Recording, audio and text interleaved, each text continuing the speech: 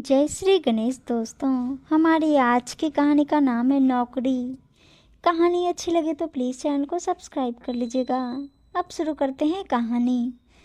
Mummy जी, घर में कम से कम बर्तन धोने वाली तो लगा लीजिए, या फिर आप लोग खाना डिस्पोजल में खाना शुरू कर दीजिए। धान्या ने कहा, हमारे घर में कोई नौकरानी नहीं आएगी, तुम बहू हो, ये काम तुम्हारा है और शर्म नहीं आती डिस्पोजल में खाना खाने के लिए बोलते हुए। सासू माँ मोहिनी जी ने अपनी आवाज़ ऊंची करते हुए कहा, इतनी तेज आवाज़ कि सुनकर एक बार तो धान्या की हवा टाइट हो गई, पर फिर हिम्मत करके बोली, मम्मी जी मैं भी इंसान हूँ, दिन भर इतना काम करते करते थक जाती हूँ, रात को घर आती हूँ तो सुबह से शाम तक के बर्तन मुझे मुंह चिढ़ा रहे होते हैं। धान्या ने कहा, भाभी क्या आप मम्मी से बात किए जा रही हो? आपको शुरू से ही पता था ना कि घर में नौकरानी नहीं है, फिर जॉब करने की क्या ज़रूरत थी? और वैसे भी जो काम बहू का है वह बहू को ही करना पड़ेगा,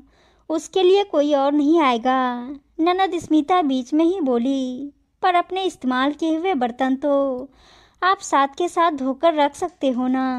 अब तू चाहती है कि हम लोग अपने बर्तन खुद धोए, इस घर में कोई नौकरानी नहीं आएगी, कह दिया हमने।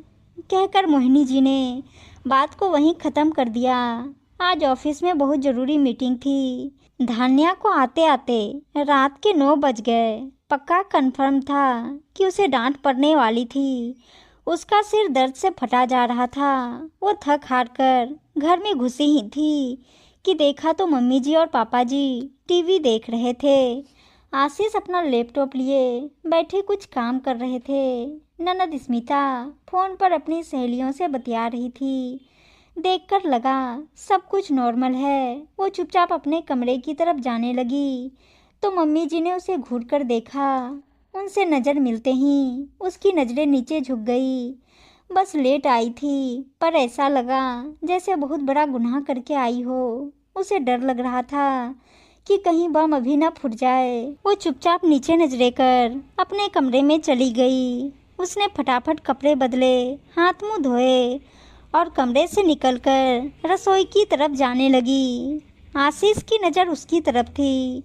उसने इशारे में कह दिया कि उन्होंने खाना खा लिया है।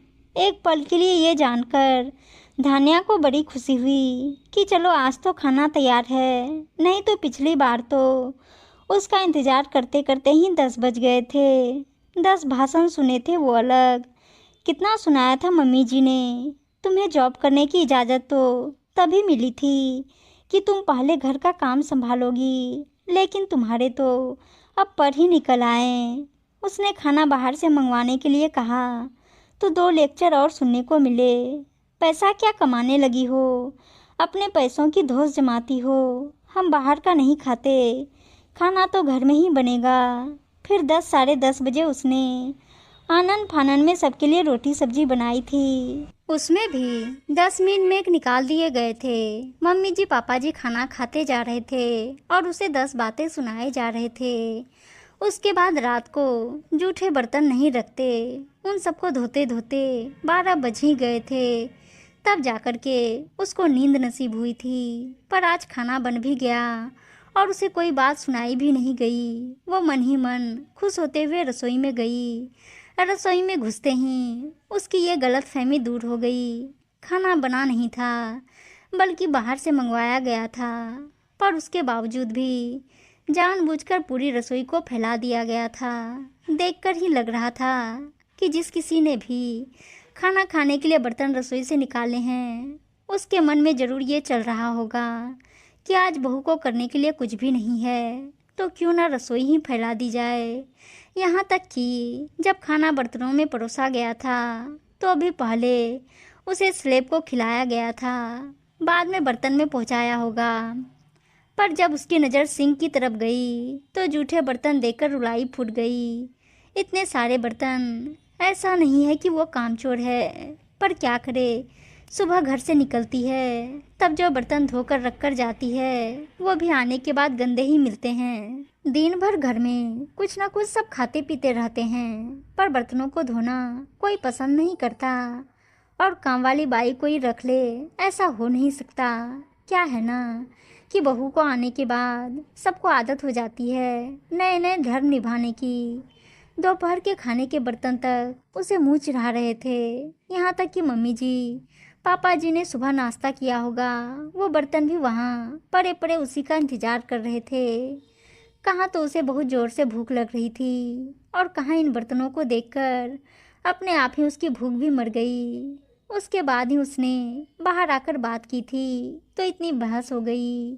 सबसे पहले रसोई की सफाई की और जूठे बर्तन धोकर रखे, उसके बाद बिना खाना खाए ही अपने कमरे में आकर लेट गई। क्या हुआ, खाना क्यों नहीं खाया तुमने? आशीष ने पूछा।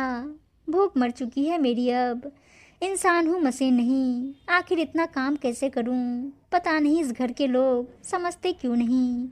धान्या ने कहा, तो एक काम करो, कुछ दिन नौकरी छोड़ दो, आशीष ने कहा। आशीष के कहने पर धान्या ने कुछ दिन की छुट्टी ले ली और घर पर सबको कह दिया कि धान्या ने नौकरी छोड़ दी है। उसके नौकरी छोड़ने से किसी को कोई फर्क नहीं पड़ा, उल्टा सब लोग खुश हो गए। 2 दिन बाद आशीष के पापा मम्मी कहीं बाहर जा रहे थे, तब उसके पापा ने आशीष से चाबी मांगी। पापा मैं कार नहीं दे सकता, अभी थोड़ी देर में कंपनी से लोग आ रहे हैं कार वापस लेने के लिए। क्यों, कार वापस लेने क्यों आ रहे हैं? अचानक मोहिनी जी ने कहा। अब मम्मी मैं भी क्या कर सकता हूँ, जितनी मेरी सैलरी है उस हिसाब से मैं कार अफोर्ड नहीं कर सकता। अब धान्या तो नौकरी छोड़ चुकी है तो बाकी के सारे खर्चे मुझे ही देखने हैं, ऊपर से स्मिता की शादी के लिए भी मुझे ही पैसे बचाने हैं। पापा की पेंशन से तो आपकी दवाइयाँ और छोटे मोटे सामान आ जाते हैं, इसलिए मैंने कार वापस ले जाने को कहा है। आप लोग बस या ऑटो से चले जाइए। सुनकर मोहिनी जी और उनके पति एक दूसरे की शक्ल देखते रह गए। इधर कुछ घंटे बाद आशीष ने अपने 2 दोस्तों के जरिए कार उसके घर पहुंचा दी। दूसरे दिन घर की डोरबेल बजी। स्मिता ने जाकर दरवाज़ा खोला तो सामने डिलीवरी बॉय था। स्मिता वापस आशीष के पास आई और बोली, भैया मुझे ज़रा 1500 रुपये देना, मैंने एक ड्रेस मंगवाया था तो उसका पेमेंट करना है। सुनकर आशीष बोला, स्मिता मंगवाने से पहले पूछती तो सही, इतनी सारी ड्रेस है तो सही तेरे पास, फिर अलग से ड्रेस मंगवाने की क्या ज़रूरत पड़ गई थी? सुनकर स्मिता हैरानी से आशीष की तरफ देखने लगी।